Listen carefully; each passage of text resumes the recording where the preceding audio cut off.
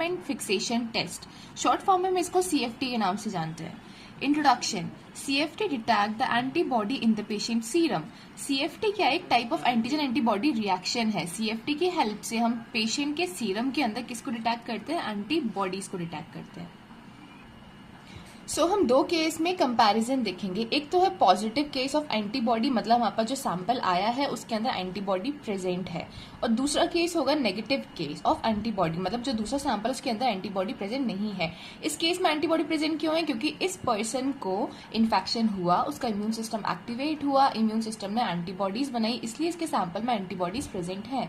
और इस केस में क्यों है? क्योंकि उसको अगर उस पर्सन को इन्फेक्शन नहीं हुआ तो उसका इम्यून सिस्टम एक्टिवेट नहीं हुआ, इम्यून सिस्टम एक्टिवेट नहीं हुआ तो कोई एंटीबॉडीज नहीं बनी, इसलिए सैंपल के अंदर कोई एंटीबॉडी प्रेजेंट नहीं होगी। तो इस केस को हम बोलेंगे negative case for antibody, and this case is known as positive case for antibody. So देखिए इसमें हम क्या करेंगे, हम इसके अंदर यूज में लेंगे एंटीजन। ये एंटीजन वो एंटीजन है जो इस एंटीबॉडी से बाइंड हो सकता है। जैसे फॉर एग्जांपल हमने HIV वायरस पढ़ा है, अगर ये GP41 एंटीजन, अगर हमारे पास GP41 एंटीबॉडी हमें डिटेक्ट करनी है तो हम उसको एंटीजन कौन सा देंगे? GP41 antigen. और हमें ये पता है कि अगर हमें एंटीबॉडी डिटेक्ट करनी होती है तो हम उसका कॉरेस्पॉन्डिंग एंटीजन उसको देते हैं, या फिर हम उसे एंटीजन प्रोवाइड कराते हैं। तो इसमें हम एंटीजन इसको प्रोवाइड कराएंगे। तो ये एंटीजन वो एंटीजन होगा जिसके अगेंस्ट हमें एंटीबॉडी डिटेक्ट करनी है। तो इसके अंदर हमने एक एंटीजन यूज में लिया है, और दूसरा हमने इसके अंदर यूज में लिया है कॉम्प्लीमेंट प्रोटीन्स। हमें पता है कॉम्प्लीमेंट प्रोटीन्स हमारे ब्लड के अंदर प्रेजेंट होते हैं, ये वही प्रोटीन्स है, बट ये सिंथेटिकली कॉम्प्लीमेंट प्रोटीन्स है। इन दोनों को हमें ऐड करना है सैंपल के साथ, ठीक है। तो हमने एक टेस्ट ट्यूब ली, टेस्ट ट्यूब में हमने सैंपल को ऐड करा, कॉम्प्लीमेंट प्रोटीन्स को ऐड करा और एंटीजेंस को ऐड किया। इसके अंदर तीन चीजों को ऐड किया है, राइट। देखिए क्या होगा कि ये अगर यहाँ एंटीबॉडी प्रेजेंट होगी तो ये एंटीबॉडी किससे बाइंड हो जाएगी? इस एंटीजन से बाइंड हो जाएगी और बना लेगी एंटीजन एंटीबॉडी कॉम्प्लेक्स। इससे बाइंड होती है, यहाँ पे बना देगी एंटीजन एंटीबॉडी कॉम्प्लेक्स। और हमें पता है, और इसके अंदर क्या प्रेजेंट है? कॉम्प्लीमेंट प्रोटीन भी हमने ऐड करा है।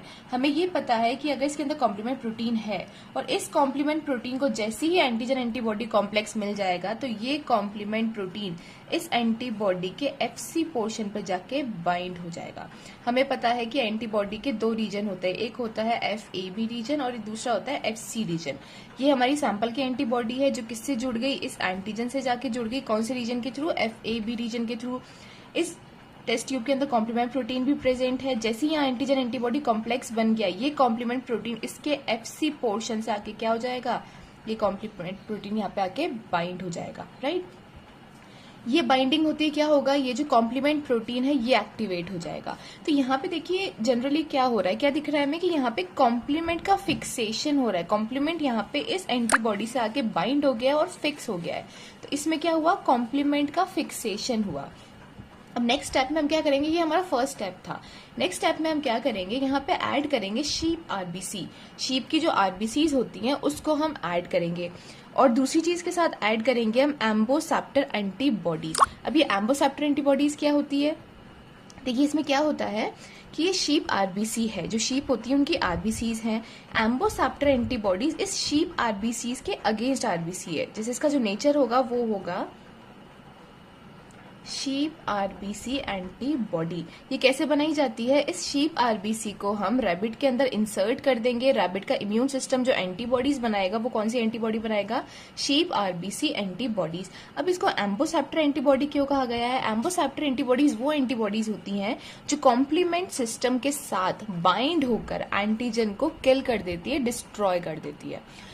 देखिए हमने जो भी अभी तक टेस्ट पढ़े उसके अंदर भी हम एंटीबॉडीज को सिंथेटिकली बनाते हैं, बट वो एंटीबॉडीज जो होती हैं वो एम्बोसेप्टर एंटीबॉडीज नहीं होती है। एम्बोसेप्टर एंटीबॉडीज नहीं होती, इसका मतलब क्या है कि वो वाली एंटीबॉडीज कॉम्प्लीमेंट प्रोटीन्स के साथ बाइंड नहीं हो सकती, बट ये वाली जो एंटीबॉडी है ये कॉम्प्लीमेंट प्रोटीन के साथ बाइंड हो सकती है। इसका FC रीजन को एक्टिवेट रखा जाता है, इसलिए इस टाइप की एंटीबॉडी को कहा जाता है एम्बोसेप्टर एंटीबॉडी। और इसका नेचर क्या है? शीप RBC एंटीबॉडी, मतलब ये शीप RBC से बाइंड हो सकती है। देखिए हम क्या करेंगे, इसके अंदर हम इन दोनों चीज को ऐड कर देंगे। जैसे हमने इसके अंदर ऐड करा, इस एम्बोसेप्टर एंटीबॉडी को, जो शीप आरबीसी एंटीबॉडी थी, जैसे इसको शीप आरबीसी मिलेगी, ये शीप आरबीसी के साथ क्या हो जाएगी, बाइंड हो जाएगी और एंटीजन एंटीबॉडी कॉम्प्लेक्स बना लेगी। बट इसके अंदर क्या होगा कि कॉम्प्लीमेंट प्रोटीन जो है हमारा ऑलरेडी फिक्स्ड है, यहाँ पे कोई फ्री कॉम्प्लीमेंट प्रोटीन प्रेजेंट नहीं है। तो एंटीजन एंटीबॉडी कॉम्प्लेक्स बनने के बाद भी यहाँ पे कोई कॉम्प्लीमेंट प्रोटीन बाइंड नहीं होगा, क्योंकि यहाँ पे कोई कॉम्प्लीमेंट प्रोटीन प्रेजेंट ही नहीं है जो फ्री फॉर्म में हो। तो यहाँ पे क्या होगा, नो हीमोलाइसिस इज ऑब्जर्व, इसलिए यहाँ पे इस आरबीसी का कोई हीमोलाइसिस नहीं हो पाएगा, मतलब ये आरबीसी यहाँ पे टूट नहीं पाएगी। ठीक है, अब देखिए नेगेटिव केस से हम इसको कंपेयर करेंगे, तब हमें समझ आएगा कि हीमोलाइसिस और नो हीमोलाइसिस में क्या फर्क होगा। देखिए नेगेटिव केस में क्या होगा कि हमारे पास सैंपल आया, इस सैंपल के अंदर कोई एंटीबॉडी प्रेजेंट नहीं है। हमने स्टेप 1 में वो सिमिलर स्टेप्स करे कि हमने इसके अंदर एंटीजन को ऐड करा और कॉम्प्लीमेंट प्रोटीन को ऐड करा। अब यहाँ पे कोई एंटीबॉडी प्रेजेंट नहीं है, तो जैसे ही हम इसके अंदर एंटीजन को ऐड करेंगे, ये एंटीजन किसी एंटीबॉडी से बाइंड नहीं हो पाएगा, मतलब यहाँ पे कोई एंटीजन एंटीबॉडी कॉम्प्लेक्स नहीं बनेगा। जैसे यहाँ पे कोई एंटीजन एंटीबॉडी कॉम्प्लेक्स नहीं बना, यहाँ पे कॉम्प्लीमेंट प्रोटीन तो प्रेजेंट है, बट यहाँ पे कोई एंटीजन एंटीबॉडी कॉम्प्लेक्स प्रेजेंट नहीं है, तो ये कॉम्प्लीमेंट प्रोटीन किसी एंटीजन एंटीबॉडी कॉम्प्लेक्स से बाइंड नहीं हो पाएगा, और ये यहाँ पे क्या नहीं हो पाएगा, कॉम्प्लीमेंट प्रोटीन फिक्स नहीं हो पाएगा। So there is no complement fixation, यहाँ पे कोई कॉम्प्लीमेंट फिक्सेशन नहीं है और कॉम्प्लीमेंट प्रोटीन यहाँ पे फ्री फॉर्म में है। अब नेक्स्ट स्टेप में हम क्या करेंगे, वही सिमिलर स्टेप्स की हम इसके अंदर शीप आरबीसी को ऐड करेंगे, दूसरा एम्बोसेप्टर एंटीबॉडीज को ऐड करेंगे। जैसे ही हम इन दोनों चीज को ऐड करेंगे, यहाँ पे क्या बन जाएगा, ये एंटीजन एंटीबॉडी कॉम्प्लेक्स बन जाएगा। जैसे ही एंटीजन एंटीबॉडी कॉम्प्लेक्स बना, इस कॉम्प्लीमेंट प्रोटीन को जैसे ही एंटीजन एंटीबॉडी कॉम्प्लेक्स मिला, ये यहाँ पे फ्री फॉर्म में है, तो तुरंत क्या हो जाएगा, इसके एफसी पोर्शन से बाइंड हो जाएगा। बाइंड होते ही ये कॉम्प्लीमेंट प्रोटीन क्या हो जाएगा, एक्टिवेट हो जाएगा। एक्टिवेशन का क्या रिजल्ट होगा कि ये कॉम्प्लीमेंट प्रोटीन इस आरबीसी को, शीप की आरबीसी को क्या करने लग जाएगा, डिस्ट्रॉय करने लग जाएगा। यही तो वर्क होता है कॉम्प्लीमेंट प्रोटीन का, जैसे ही वो एक्टिवेट होगा वो क्या करेगा, शीप आरबीसी को किल करना है, डिस्ट्रॉय करना स्टार्ट करेगा। जैसे ही शीप आरबीसी डिस्ट्रॉय हो जाएंगी, टूट जाएंगी, उसका रिजल्ट क्या होगा, ये आरबीसी क्या हो जाएगी, बर्स्ट हो जाएंगी, फट जाएंगी, जिससे क्या होगा, सारा जो हीमोग्लोबिन है वो बाहर आ जाएगा। उससे ये जो पूरा टेस्ट ट्यूब है उसका कलर कैसा हो जाएगा, रेड कलर का हो जाएगा। तो नेगेटिव केस में हमें क्या दिख रही है, हीमोलाइसिस इज ऑब्जर्व, और पॉजिटिव केस में हमें क्या नजर आ रही है, नो हीमोलाइसिस इज ऑब्जर्व। इसमें ब्लड अलग दिखाई देगा, सीरम अलग दिखाई देगा, और इस टेस्ट ट्यूब में पूरा ब्लड नजर आ जाएगा, पूरा ये रेड कलर का हो जाएगा। सो अब हमें ये समझ आ गया होगा कि इसका नाम कॉम्प्लीमेंट फिक्सेशन टेस्ट क्यों पड़ा, क्योंकि इसके अंदर हम किसको देख रहे हैं कि कॉम्प्लीमेंट फिक्स हो रहा है या नहीं हो रहा है। पॉजिटिव केस में तो फिक्स हो रहा था और नेगेटिव केस में फिक्स नहीं हो रहा था। सो इंट्रोडक्शन हम देख चुके हैं कि पेशेंट सीरम में एंटीबॉडी को डिटेक्ट किया जाता है। अब नेक्स्ट इसका प्रिंसिपल क्या है, इट इन्वॉल्व 2 स्टेप रिएक्शन। इसके अंदर 2 स्टेप में रिएक्शन होती है। इन द फर्स्ट स्टेप, पहले स्टेप में क्या होता है, if the test serum is positive for antibody, हम दोनों केस देखेंगे। अगर सीरम के अंदर, सीरम एक पॉजिटिव केस है, मतलब उसके अंदर एंटीबॉडी प्रेजेंट है, तो क्या होगा, antigen antibody complex is form, antigen antibody complex बन जाएगा। Complement get fix to the complex, और जो कॉम्प्लीमेंट प्रोटीन वहां प्रेजेंट था वो इस एंटीजन एंटीबॉडी कॉम्प्लेक्स से क्या हो जाएगा, फिक्स हो जाएगा। So there will be no free complement remains in the test tube. इसका मतलब ये है कि वहां पे कोई free complement protein test tube के अंदर प्रेजेंट नहीं होगा। तो हमने एंटीजन ऐड करा, फिर हमने कॉम्प्लीमेंट प्रोटीन ऐड करा, उसके बाद हमने टेस्ट सीरम ऐड करा जिसके अंदर एंटीबॉडी प्रेजेंट थी। इसका रिजल्ट क्या हुआ, एंटीजन एंटीबॉडी कॉम्प्लेक्स बन गया, ये एंटीबॉडी एंटीजन से जुड़ गई और एंटीजन एंटीबॉडी कॉम्प्लेक्स बना लिया।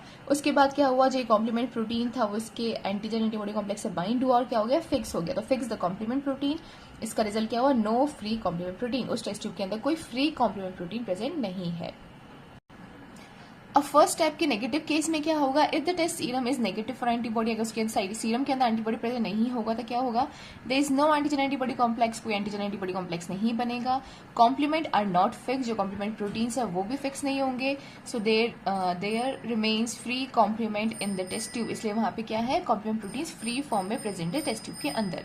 सो हमने एंटीजन ऐड करा, कॉम्प्लीमेंट प्रोटीन ऐड करा, टेस्ट सीरम के अंदर कोई एंटीबॉडी प्रेजेंट नहीं है, तो कोई एंटीजन एंटीबॉडी कॉम्प्लेक्स नहीं बना, नो फिक्स कॉम्प्लीमेंट प्रोटीन्स, कोई कॉम्प्लीमेंट प्रोटीन फिक्स नहीं हो पाया। So there is free complement proteins, उस टेस्ट ट्यूब के अंदर फ्री कॉम्प्लीमेंट प्रोटीन्स प्रेजेंट है।